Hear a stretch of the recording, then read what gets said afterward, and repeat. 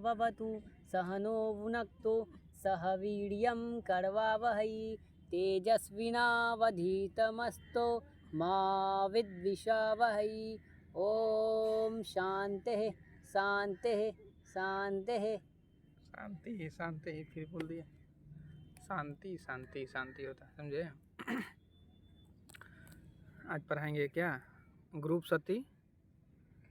सती और प्रश्न विधि। निकालिए यहाँ किताब, यहाँ पर ग्रुप सती और प्रश्न विधि निकालिए जल्दी। हाँ, ग्रुप सती और प्रश्न विधि।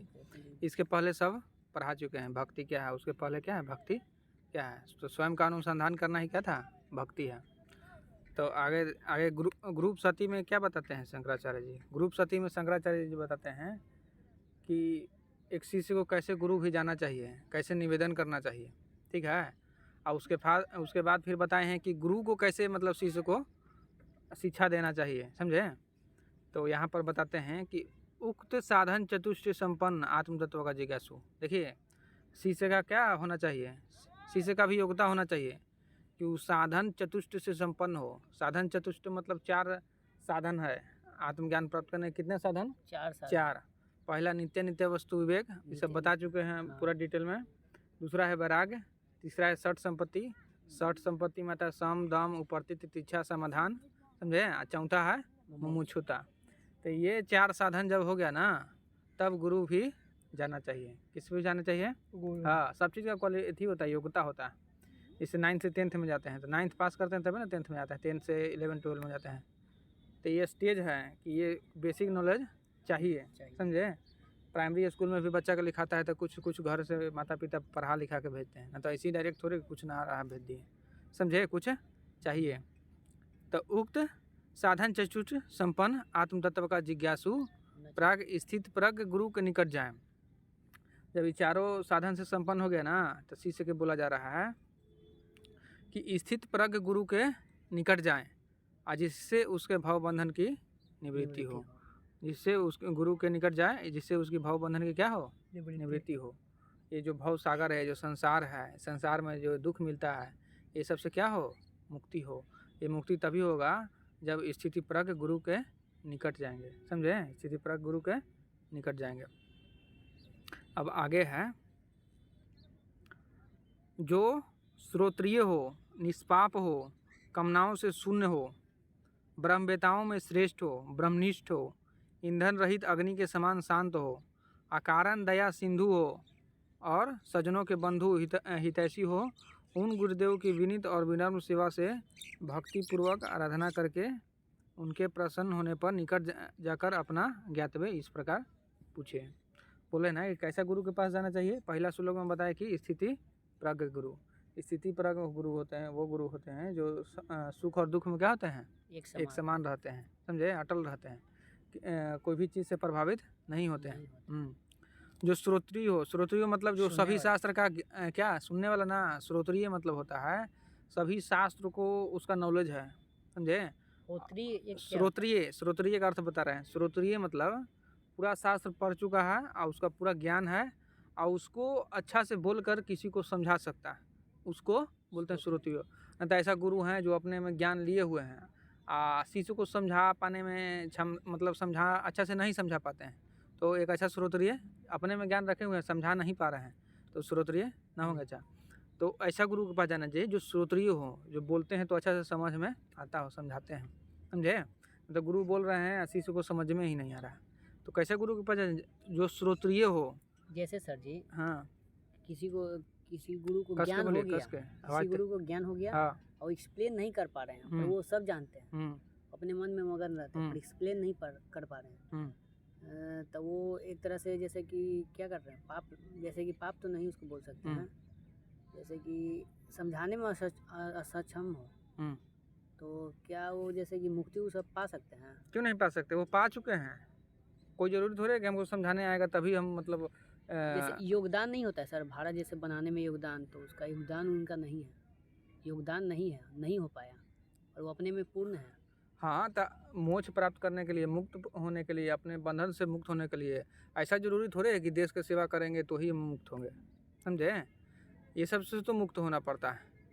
यहाँ श्रोत्रिय ऐसा थोड़े है जैसे कोई फिजिक्स में पूरा विद्वान है, साइंस में पूरा विद्वान है, हिस्ट्री वगैरह ज्योग्राफी, मगर वो मैथ है, एक ऐसे टीचर से हम पढ़े हैं जो मैथ में पूरा तेज हैं, समझे। मैथ ले जाइए कोई भी प्रॉब्लम हम बना देते हैं, और उनको समझाने नहीं आता है, फिर भी भीड़ लगा हुआ, तो वो केवल बना देते हैं। तो ऐसे टीचर होते हैं। तो हम जब सत्य को जान गए हैं, तो सत्य का जो अनुभव है उसको पूरी तरह से अच्छा से समझा नहीं पा रहे हैं। तो ऐसा थोड़े है कि वो मुक्त नहीं है, समझे। ये समझाने के लिए भी तो ये पूरा संसार का ज्ञान लेना पड़ता है, नॉलेज लेना पड़ता है, तरह तरह के उदाहरण दे के समझाना पड़ता है। तो फिर वो सब पढ़ना पड़ेगा, वो सब समझना होगा, तब समझा पाएंगे। फिर उसी से तल पाना पड़ता है, समझे। पूरा संसार के नॉलेज रखना होगा, तब ना भांति भांति के उदाहरण लेके भांति भांति के तरीका से समझाएंगे। तो उसके लिए संसारिक ज्ञान भी ज़रूरत है, और उसको फिर ये सबसे नॉलेज ना रहेगा तो फिर कैसे होगा, समझे। तो इस तरह से नॉलेज रहना चाहिए। हाँ, अब बोलिए, हो गया। तो कैसे गुरु के पास जाइए? श्रोत्रिय हो, जो वेद वेदांग में निपुण हो, शास्त्र में क्या हो, निपुण हो, निष्पाप हो, कोई पाप नहीं करते हैं, कामनाओं से शून्य हो, कोई कामना ना हो, कामनाओं से क्या हो, शून्य हो, ब्रह्मवेताओं में श्रेष्ठ हो, ब्रह्म ज्ञानियों में क्या हो, श्रेष्ठ हो, ब्रह्मनिष्ठ हो, ईंधन रहित अग्नि के समान शांत हो। ईंधन रहित मतलब अग्नि जल रहा है तो वो तो शांत से जल रहा है, और उसमें ईंधन और डालते रह रहे हैं। आए कि ईंधन रहित मतलब ईंधन है ही नहीं, तो वो अग्नि फिर शांत हो जाता है। क्या हो जाता है? शांत हो जाता है। तो कामना शून्य हो, कैसे? जैसे अब हमारे अंदर खूब कामना है, तो अग्नि जैसे जलता है धधक धधक के, वैसे ही हमारा धधक धधक के मन जो है ना इधर उधर उछलता है और दुख को उत्पन्न करता है। तो कामना शून्य होगा ना, इसी को बोलते हैं ईंधन रहित अग्नि के समान। ईंधन ही नहीं तो अग्नि कैसे ज्वलित होगा ना होगा। आकारण दया सिंधु हो, सरना जो उनको शरण में आते हैं उनको उनका क्या करते हैं, उनको दुख दर्द पीड़ा दूर करते हैं अपने ज्ञान से। उनके बंधु हो, हितैषी हो, उन गुरुदेव की विनीत और विनम्र सेवा भाव से, उन गुरु के नज़दीक जाके विनीत और विनम्र सेवा भाव से भक्तिपूर्वक, समझे, आराधना करके उनके प्रश्न होने पर निकट जाकर अपना ज्ञातव्य बताएं। इस प्रकार रखे कि हम जो भी कारण से आए हैं वो अपना अच्छा से वहाँ पर प्रकट करना है। समझ में आया?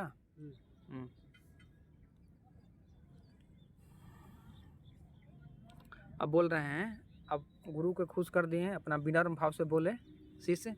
अब बोले हे शरणागत वत्सल करुणा सागर प्रभु, गुरु को बोल रहे हैं, समझे। आपको क्या है? नमस्कार है। आपको क्या है? नमस्कार। हाँ, संसार सागर में पड़े हुए मेरा आप अपनी सरल तथा अतिशय करुणा मृत वर्षणी कृपा कटाक्ष से उद्धार कीजिए। बोल रहे हैं कि संसार सागर में जो पड़े हुए मेरा आप अपनी सरल तथा अतिशय करुणा मृत वर्षणी कृपा कटाक्ष से उद्धार कीजिए। आपके जो वाणी है, आपको जो ज्ञान है, उस ज्ञान से हम लोग जो इतना दुखी है संसार में, तो वो कृपा हम लोग पर कृपा करके अपने ज्ञान से क्या करिए, हमको भी शुद्ध करिए, हमको भी भव सागर से ऊपर उठाइए, समझे। ये होता है।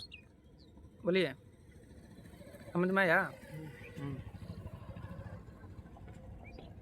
अब देखिए, जिससे कि छुटकारा पाना अति कठिन है। आपके ज्ञान जब आप देंगे तो छुटकारा पाना क्या है? अति कठिन है। संसार में जो दुख मिल रहा है ना, उससे निवृत्ति अति कठिन है। तो गुरु जब ज्ञान देंगे ना, तब फिर क्या होगा? मुक्ति मिलेगा। उस संसार दावानल से दग्ध, दावानल मतलब जंगल में आग लग गया ना, अब वो जंगल में जब आग लग गया, आप जंगल में फंसे हुए हैं, तो वो आग से निकलना कठिन है। निकलिएगा तो भी जल जाइएगा, समझे। उसी तरह से हम ये दावा नगल, इस संसार रूपी जो दावा नगल है, उसमें हम फंसे हुए हैं, पूरा दुख से बिलबिला रहे हैं, समझे। आज जब भी गुरु को नज़दीक जाना चाहिए ना, तो ये संसार के विषय वस्तु को लेकर ना जाना चाहिए। अमीर कर दीजिए, बेटा दे दीजिए, ये कर दीजिए, वो कर दीजिए, झमेला, संसार के झमेला मांगना ही नहीं चाहिए। तो सब कोई संसार के फिर में लगा हुआ है। हाँ, ये दे दीजिए। हाँ, तो तब ना गलत है, तब तो विरोध होता है कर्म कांड का ना। तो क्यों विरोध होगा? इतना होगा ही नहीं, समझे। तभी तो गलत है ना।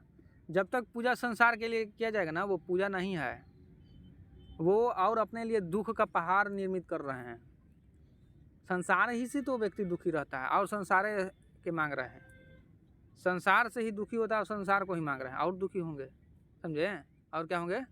तो भगवान भी जाना चाहिए ना, तो प्रेम बस जाना चाहिए, करुणा बस जाना चाहिए। उनसे प्रेम है तब जा रहे हैं, तो जाते हैं कि हम बेटा से प्रेम है तब जा रहे हैं, बेटा का विवाह कर दो, बेटा का नौकरी लगा दो। भगवान से आपका कोई प्रयोजन नहीं है, प्रयोजन किससे है? संसार से, संसार से। तो आप कैसे बोलते हैं कि हम भगवान के भक्त हैं? संसार के भोग विलास। हाँ, आप भोग विलास, आप संसार के भक्त हैं भाई, आप भगवान के भक्त नहीं हैं, आप संसार के भक्त हैं, समझे? आपका देवता भोग विलास हैं, आप देवता से भी मांग रहे हैं कि भोगे विलास दीजिए हमको, समझे?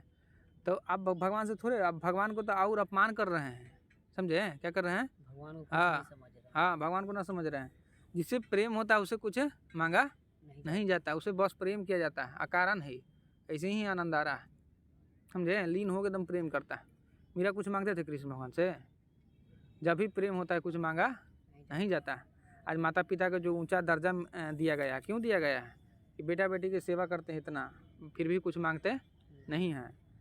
तो आज के माता पिता के आचरण में भी कुछ गिरावट आया है कि कामना से ओतप्रोत होकर ही पढ़ाते लिखाते हैं कि बेटा ये होगा तो फिर ये करेगा, समझे? ये गलत है। माता पिता को इसीलिए ऊंचा दर्जा दिया गया था, मगर अब धीरे धीरे इसमें ह्रास आ रहा है। निस्वार्थ भाव से सेवा करना चाहिए, समझे? प्रेम इसलिए माता पिता को प्रेम के प्रतिमूर्ति बोलते हैं, स्थान दिया जाता है कि माता पिता जैसा कोई प्रेम न करेगा संसार में, माता पिता करेंगे। बाकी आज थोड़ा गिरावट आया है, समझे? ये अज्ञान के कारण हुआ है सब। तो जिसे छुटकारा पाना अति कठिन है, उस संसार दावानल से दग्ध हुए दुर्भाग्य रूपी परवल प्रभंजन आंधी से अत्यंत कंपित। देखिए अभी तो जंगल वाला बात हुआ, अब बोल रहा है ना कि दुर्भाग्य रूपी परवल प्रभंजन आंधी से अत्यंत कंपित भयभीत हुए मुझ शरणागत की आप मृत्यु से रक्षा कीजिए, क्योंकि इस समय मैं और किसी शरण देने वाले को नहीं जानता। जब गुरु के नजदीक गए ना, तो गुरु को भक्तिपूर्वक बोल रहे हैं कि आप ही हैं मेरा उद्धार कर सकते हैं, और कोई ऐसा हमको न दिख रहा है कि उद्धार कर सकते हैं, हम उनको जानते ही नहीं हैं, हमारी नज़र में आप ही अभी हैं, आप ही हमको उद्धार कीजिए, समझे? ये दावानल रूपी अग्नि, ये आंधी रूपी जो है, आंधी रूपी प्रभंजन, समझे? जो हमको क्या कर रहा है? मृत्यु से डरा रहा है, मृत्यु से क्या कर रहा है? हाँ, कंपित कर रहा है। आंधी आता है तो देखते हैं सब हिलने डोलने लगता है, कंपित होने लगता है। तो मनुष्य का मन भी तो उसी तरह से हिल डोल रहा है, अब मृत्यु से तो एकदम डर रहा है। जैसे जैसे जवानी ढलता है, सुंदरता ढलता है, वैसे वैसे वो मृत्यु की ओर वो देख लेता है कि मृत्यु अब नज़दीक आ रहा है धीरे धीरे, अब हम भी ख़त्म होने वाला है। तो मृत्यु से पूरा डर होता है, भय होता है, और रोते ही रहता है अंदर अंदर, और नज़दीक जाता है तो और रोता है, भुकार पार के रोता है, समझे? तो इस तरह से जाके जो मृत्यु को समझ जाता है ना कि हम भी मरने वाले हैं, तो वो फिर सही जीवन जीता है, समझे? क्या करता है? सही जीवन जीता है, क्योंकि इस समय मैं और किसी शरण देने वाले को नहीं जानता, समझे? कहाँ ध्यान है? तो यहाँ ध्यान दीजिए अच्छा से। भयंकर संसार सागर से स्वयं उत्तीर्ण हुए और अन्य जनों को भी बिना कारण ही तरते हैं। गुरु के बड़ाई कर रहे हैं, शिष्य क्या कर रहा है कि भयंकर संसार सागर से क्या है, स्वयं आप उत्तीर्ण हो गए हैं, आप परीक्षा में पास हो गए हैं, आप जो संसार में आए अपना जीवन सफल कर लिए, आप ऐसे ही अकारण ही आप दूसरों को भी जीवन से मुक्त करना चाह रहे हैं, कर भी रहे हैं। उसी तरह से मेरे पर भी कृपा करिए। भयंकर संसार सागर से स्वयं उत्तीर्ण हुए और अन्य जनों को भी बिना कारण ही तारते हैं तथा लोक हित का आचरण करते अति शांत महापुरुष ऋतुराज वसंत के समान निवास करते हैं। ऋतुओं में राजा किसको बोला गया है? वसंत को। क्या बोला गया है? हाँ, तो उसी तरह से पुरुषों में महापुरुष हैं आप, समझे? जैसे ऋतुओं में राजा जो वसंत है, आप पुरुषों में क्या हैं? महापुरुष हैं आप, और महापुरुष जैसा आचरण करते हैं, समझे? लोकहित का आचरण करते हैं, अति शांत महापुरुष ऋतुराज वसंत के समान आप निवास करते हैं, समझे? इस तरह से विनीत भाव से गुरु भी जाना चाहिए ना, एकदम विनम्र भाव से। वहाँ अहम लेके ना जाना चाहिए, अहंकार लेके, समझे? अहंकार वगैरह लेके ना चाहिए, एकदम साधारण मनुष्य बन के जाना चाहिए, एकदम विनम्र भाव से रहना चाहिए।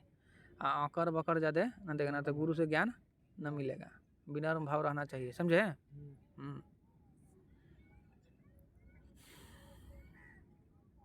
महात्माओं का यह स्वभाव ही है कि वे स्वतः ही दूसरों का श्रम दूर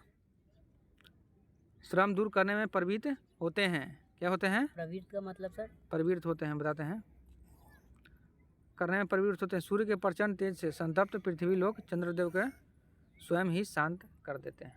प्रवृत्त मतलब उस काम को कर रहा है, प्रवृत्त मतलब उसमें शामिल है, समझे। तो मनुष्य क्या करता है, अपना श्रम करता है। तो गुरुदेव को बोल रहा है कि आप स्वयं श्रम करके हम लोग के अपना उद्धार करिए। गुरु जब ज्ञान वगैरह दे रहे हैं, कुछ भी कर रहे हैं, तो श्रम तो लगता ही है ना। तो यहाँ पर बोला वो भी श्रम करते रहता है, वो दूसरा श्रम करते रहता है। बोले ना, एक बार बताए थे ना, करोड़ों कर्म कर रहा है, इसी व्यर्थ कर्म, और उससे कुछ होने वाला नहीं है। तो वो सब जो फालतू श्रम करते रहता है ना, उससे से भी मुक्ति मिलेगा। देखिए बोल रहे हैं, महात्माओं का क्या है, यह स्वभाव है कि वे स्वतः ही दूसरों का श्रम दूर करने में प्रवृत्त होते हैं। दूसरे का श्रम दूर करने में क्या होते हैं, प्रवृत्त होते हैं। हाँ, प्रवृत्त होते हैं। जैसे चंद्रमा क्या कर सूर्य के कारण दिन में क्या करता है, पृथ्वी तप्त हो जाता है, गर्म हो जाता है, और रात में चंद्रमा क्या करता है, ठंडा प्रदान करता है। उसी तरह से गुरुदेव से बोल रहे हैं कि उसी तरह से हम पर भी कृपा करिए, समझे। हम भी ये संसार रूपी अग्नि से तप्त हो चुके हैं, अब हमको भी ठंडा कीजिए, हाँ, चंद्रदेव जैसा, समझे, समझ में आया। बोलिए।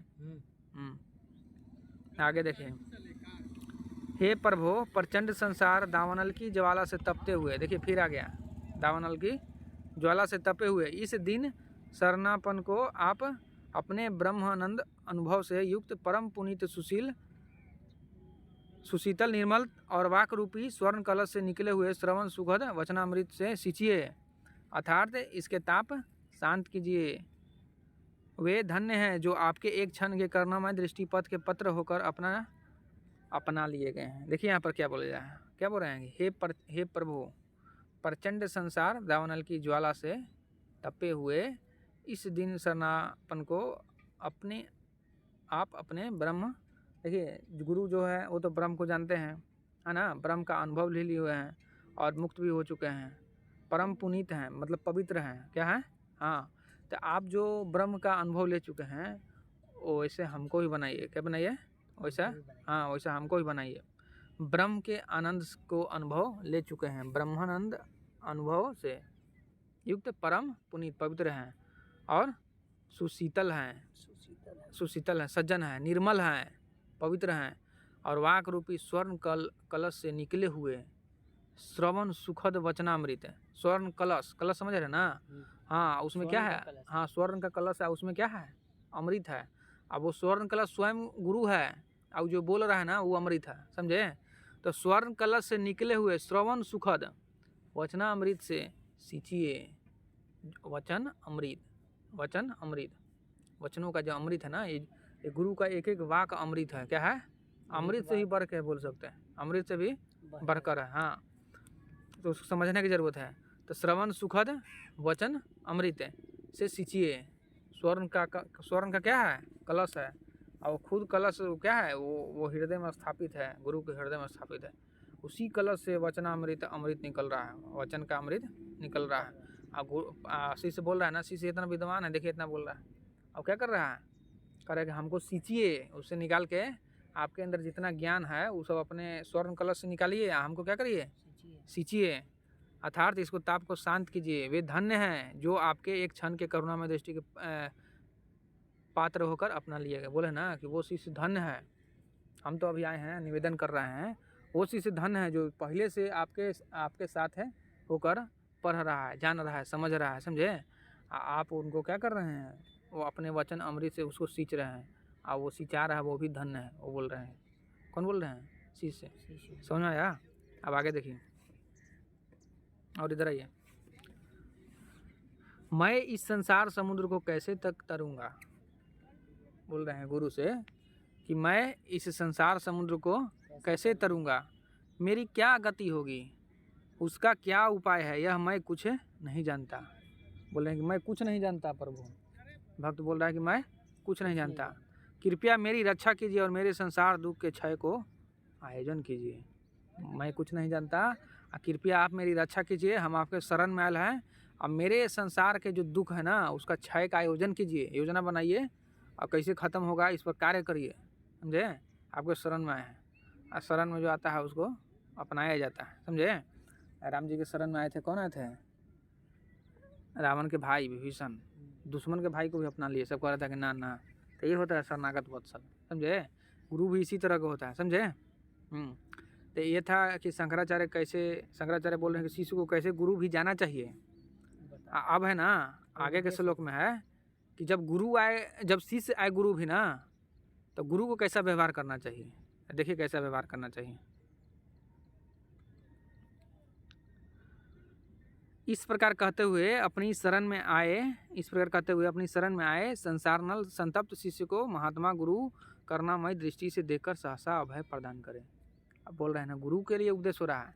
पहले किसके लिए उपदेश हो रहा था?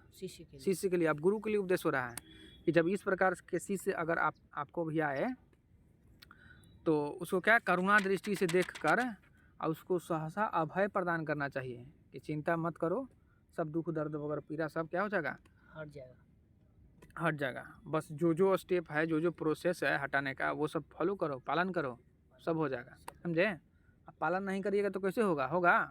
डॉक्टर भी जाते हैं तो बताते हैं अपना रोग, तो जांच वगैरह करता है, दवाई देता है, कुछ परहेज बताता है, तो उसका पालन करते हैं तभी ना ठीक होते हैं। अब गुरु भी जा रहे हैं, गुरु भी रोग भी बता रहे हैं कि ये बात है, मन का रोग है। अब वो सब दवाई वाई भी लिख के दे रहा है, पूरा परहेज भी करवा रहा है। आप कर ना रहे हैं तो कैसे होगा, ना होगा, समझे। गुरु को ये कहो, ये करो, ना करेंगे तो कैसे होगा, ना होगा, समझ में आया। शरणागति की इच्छा वाले उस मुमुक्षु आज्ञाकारी शांत चित्त समाधि संयुक्त साधु शिशु को गुरु कृपा तत्वोपदेश करे। इस प्रकार तत्वोपदेश करे। बोल रहे ना कि आए तो उसको अभय प्रदान कर दिए। अब बोले ना कि जो शरणागति इच्छा वाले उस मुमुक्षु जो पुरुष है, जो मुक्त होना चाहते हैं और जो आज्ञाकारी है, शांत चित्त है, सम आदि सब जो है ना, वो साधन चतुष्टय में समाधि उपर्ति इच्छा ये सब जो है ना, ये सब संयुक्त है। ये साधु शिशु को गुरु कृपा किस प्रकार करना चाहिए, तत्वोपदेश इस प्रकार करना चाहिए। किस प्रकार? इस प्रकार, देखिए किस प्रकार। श्री गुरु वाच, तो गुरु क्या बोलते हैं? गुरु बोलते हैं हे विद्वान, शिशु को बोल रहे हैं, किसको? हे विद्वान तू डर मत, तेरा नाश नहीं होगा। संसार सागर से तरने का उपाय है। जिस मार्ग से यति जन इसके पार गए वही मार्ग मैं तुझे दिखलाता हूँ। गुरु बोल रहे हैं हे विद्वान तू डर मत, तेरा नाश कभी नहीं होगा।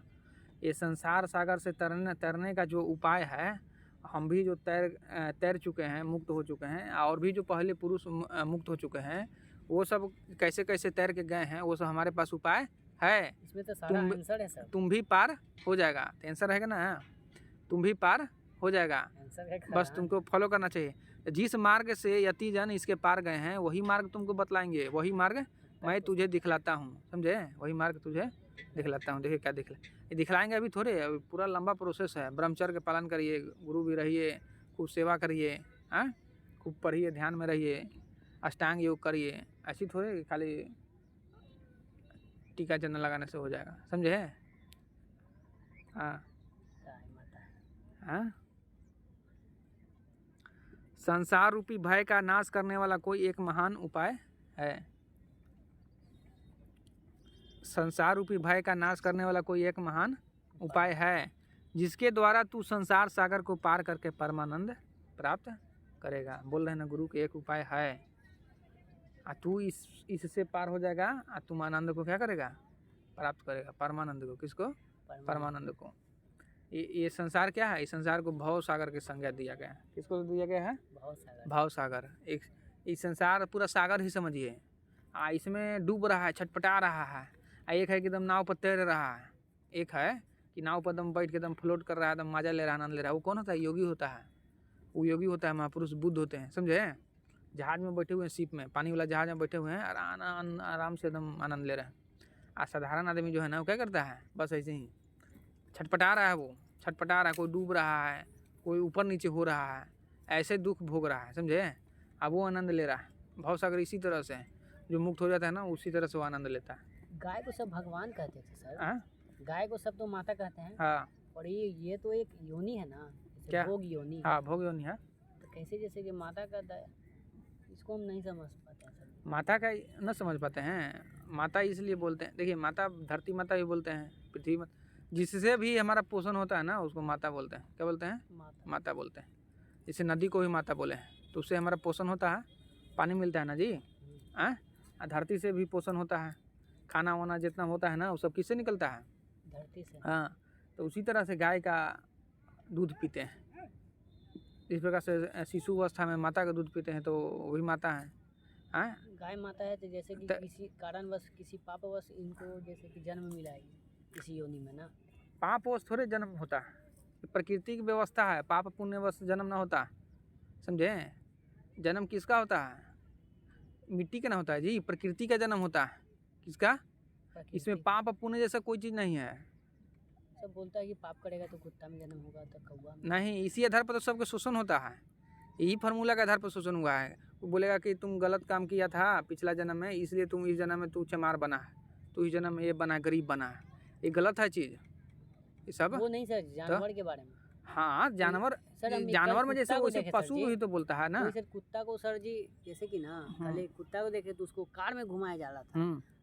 मैं कुत्ता का देखा यहाँ पे कुर्जी मोड़ पे, उसका पूरा जैसे कि पीठ फटा हुआ है एकदम, पूरा एकदम घाव से एकदम लथपथ है, पूरा इधर उधर भाग रहा है, उसको सब भगा रहा है।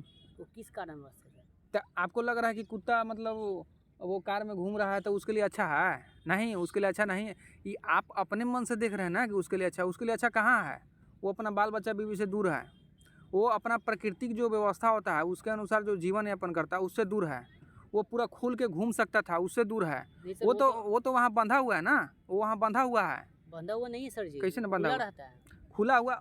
एक शिकार करके अपने से खा रहा है, एक किसी दूसरे पर डिपेंड है। कैसे अंतर है? बहुत सारा अंतर है। वो मांसाहारी जानवर है, वो खुला घूमने वाला जानवर है, वो भोग विलास करने वाला जानवर है। कई वो कुतिया के साथ रहता, आप रोक दिए ना उसको आनंद लेने से। उसका जो सीमा है उसके सीमा से छेड़छाड़ कर रहे हैं। उसके सीमा से क्या कर रहे हैं? आप अपने मन से देख रहे हैं। आप जब कुत्ता का प्रश्न कर रहे हैं तो कुत्ता के मन से सोचा करिए कि कुत्ता के लिए क्या ये सही चीज़ है, और कुत्ता के लिए सही चीज़ नहीं है। कुत्ता के लिए वो गलत चीज़ है। पहले तो सुई दे दे के उसको नपुंसक बनाते रहते हैं, हर 6 महीना 2 महीना पर सुई देते रहते हैं कि उसके कारण हमको रोग ना हो जाए। और उसको मतलब पूरा प्रकृति से छेड़छाड़ करके ना उसको एकदम बदल दिए। वो प्रकृति व्यवस्था के अनुसार वो दुख भोग रहा भी, वो अपना आनंद में रहता है ना, वो अपना छूटा रहता है, पूरा खुला तो आनंद में रहता, समझे? ऐसे तो सर 2-2 दिन कुत्ता को खाना में नहीं मिलता, तो नहीं मिलता, उसका गलती मनुष्य है। मनुष्य ना, अगर हम पूरा प्रकृति को नष्ट कर दिए हैं, अगर हम प्रकृति को नष्ट नहीं करते तो उसका शिकार करने लिए कमी है क्या? वो तो एक से एक भोजन खाएगा, कभी बकरी खाएगा, कभी हिरन खाएगा, कभी ये खाएगा, कभी वो खाएगा, स्वादिष्ट स्वादिष्ट व्यंजन खाएगा, पूरा भर पेट खाएगा, जगरा चाहेगा ओकरा दबोच के खाएगा। तब प्रकृति से हम लोग छेड़छाड़ कर दिए हैं। आज बाघ को चिड़ियाखाना में कैद कर दिए हैं, ये बताइए। अब बाघ को खूब दे रहे हैं खाना, बोल के बाघ तो आनंद में है। बाघ कहाँ से आनंद में है? वो अपना खुले छूटा रहेगा जंगल में तब ना आनंद में रहेगा, अपने से शिकार करके खाएगा, समझे? बंधन में है, जिस तोता के देख लीजिए, तोता जो है पिंजरा में रहता है, एक से एक चीज। हाँ, और बोलता है, क्या बोलता है? हाँ, मिठू का डोरे जो सिखाइएगा वो बोलता है। तो दूसरा तोता है, एक पिंजरा का तोता है, बताइए कौन अच्छा है? बाहर वाला तोता। बाहर वाला तोता। तो उसी तरह से आप अपने मन से देख रहे हैं, कुत्ता सुख भोग रहा है, समझे? वो सुख ना भोग रहा, वो दुख भोग रहा है। क्या भोग रहा है? हाँ, कुत्ता चश्मा लगा लिया तो उसका चश्मा कुत्ता लगा, उसके पास उतना थोड़े चेतना है ना, उसका चेतना वो उस तरह का ना है कि वो भाग जाएगा। और तोता देखिए खुलता है तो वो निकल जाता है। तोता भी नहीं निकलता है, बहुत कम रहता है, वो भी खुला छोड़ दिया इधर रहता है, वो पंगू बन जाता है ना, वो पंगू बन जाता है। क्या बन जाता है? हाँ, शेर है, बाघ है, उसको बचपने से शुरू से ही ऐसा पालन पोषण हुआ है ना कि वो अपने से शिकार करके खाया नहीं, तो वो शिकार भी नहीं कर सकता, और शिकार भी नहीं कर सकता क्योंकि कभी प्रैक्टिस ही नहीं किया। वो उसको काटल छाटल मिला हमेशा, कहाँ शिकार कर पाएगा? ना कर पाएगा। शिकार करके जो खाने में आनंद है उसके अनुसार वो आनंद से वो वंचित ना हो गया। हाँ, तो इस तरह के यहाँ पाप पुण्य के हिसाब से जन्म वगैरह ये सब नहीं होता, ये प्रकृति की व्यवस्था है, बस ऐसे ही हो रहा है जन्म मृत्यु, समझे? मनुष्य योनि कैसे मिल जाता है? ऐसे ही सबको जैसे शरीर मिल रहा है, सबको इसी मिल रहा है, समझे? सबको जैसे शरीर मिल रहा है। ये सागर समझते हैं? सागर में पूरा हिलोरे ले रहा है, पूरा हिलोरे ले रहा है, सागर में पूरा उछाल मार रहा है, ऊपर नीचे हो रहा है, समझे? वो कोई कुछ बन रहा है, कोई कुछ बन रहा है, कोई कुछ बन रहा है, वो बस ऐसे ही बन रहा। एक बार जो बन जाता है ना फिर दोबारा ना बनता। इतना जो मनुष्य आया है करोड़ों खरबों, अभी आएगा करोड़ों खरबों, कोई कॉमन ना है, कोई सेम नहीं, सब अलग अलग, सब अलग अलग, समझे। पाप पुण्य सब यहीं निर्धारित हो जाता है, सब यहीं भोग लेता है, बाद में थोड़े। आज जन्म किसका होता है समझिए ना, जन्म शरीर का होता है। आज शरीर आदमी का हो, जानवर का हो, पशु के हो, पक्षी को हो, शरीर से क्या प्रयोग, वो मिट्टी है, वो क्या है, मिट्टी है। और रही बात आत्मा के, तो आत्मा ना जन्म लेता है और ना मरता है। वो जब जन्म ही नहीं लेता है तो मरेगा कैसे, और जन्म कैसे लेगा, जन्म ही नहीं लेता है तो मिट्टी जो है ना, वो मिट्टी का बार बार वो पुनर्चक्रण हो रहा है। वही मिट्टी से धान बना, वही मिट्टी से फिर गेहूँ भी बना, वही मिट्टी से मनुष्य भी बना, पशु भी बना, पक्षी भी बना, सब उसी से बन रहा है, मिट्टी से ही बन रहा है। पंच तत्व से भी सब मिलकर बना हुआ है, और वही पंच तत्व से बार बार पुनः चीज़ रिपीट हो रहा है, बन रहा है बार बार, समझे, बार बार उसी से रिपीट हो रहा है। कोई दिक्कत? जैसे आप अपना चेहरा जो देखिए, बचपन का चेहरा देखिए, उस समय कैसा थे, अलग, अभी कैसे थे, हाँ। तो ये परिवर्तित हो रहा है ना, नहीं परिवर्तित हो रहा है, वो कौन है, आत्मा। वो ईश्वर से परिवर्तित नहीं होता, वो न जन्म लेता है न मरता है, वो हमेशा अचल रहता है, समझे। आपका शरीर देखिए बार बार बदल रहा है, तो शरीर कैसे बदल गया, आप भोजन लिए, भोजन किससे बना, मिट्टी से, तो ये हाँ वो मिट्टी ही है। वो जो पृथ्वी का भाग है ना, मिट्टी उठ के चलने फिरने लगा है, वही है। तो ऐसा थोड़े कर सकते हैं कि वो पशु में जन्म लिया है तो पाप किया है, और ये इसमें जन्म लिया था पुण्य किया, नहीं। सब प्रकृति के स्तर पर सब सेम है, सब परफेक्ट है, सब पूर्ण है, कोई अपूर्ण नहीं है। एक मनुष्य पोषण हो तो उसको माता कह सकते। एक मनुष्य ही है जो अपूर्ण रहता है, बौखलाहट में रहता है, छटपटाता रहता है, बाकी सब पशु पक्षी एकदम आराम से आनंद में रहता है, समझे, मौज में रहता है। आदमी जो है ना कि पशु पक्षी के बस पेट भर गया, आराम से आनंद में है। आदमी के पेट भरल है तैयो छटपटा रहा है, एसी में बैठल है तैयो मन से एकदम कमज़ोर है, एकदम पूरा दुख भोग रहा है। मानसिक परेशानी इतना है ना, ये मानसिक परेशानी पशु पक्षी के नहीं होता है। बोलिए, हमसे जो अच्छा तो वही लोग हैं, क्या हम लोग के पास चेतन बहुत ज़्यादा है, सोचने की क्षमता। पशु पक्षी में ये है ना कि वो जिस प्रकृति की व्यवस्था के अनुसार जितना मिला है उतने रहता है ना, वो नहीं वो नीचा गिरता है, नहीं ऊंचा उठता है। बाकी मनुष्य है ना जो ऊंचा से ऊंचा उठ सकता है और नीचे से नीचा गिर सकता है, पशु से पशु बन सकता है और देवता से देवता बन सकता है। तो मनुष्य अपन कर्म से महान बन सकता है, समझे, मनुष्य अपने कर्म से क्या बन सकता है, महान। और बोलिए, हो गया। किसका जन्म नहीं होता बताइए, आत्मा का। हाँ, आत्मा का। हम कौन है, हम है आत्मा। हाँ, अभी आप जीव हैं, अभी आत्मा नहीं। जब पूरे ज्ञान को जान जाइएगा, पूरे समझ जाइएगा हर चीज़ ना, तब फिर क्या हो जाइएगा, आत्मा। हाँ, अब सारा क्वेश्चन फिर बंद हो जाएगा, क्योंकि सब चीज़ का उत्तर मिल जाएगा, सब चीज़ का उत्तर क्या हो जाएगा, मिल जाएगा। समझ में आया। तो अभी आप यही बोलिए कि अभी अहम है, हम अहंकार हैं, समझे, अभी माया से त्रस्त, अभी फसल हैं, अभी संसार पूरा दिख रहा है, संसार अभी दिख रहा है। आज के इस वीडियो में इतना ही, धन्यवाद।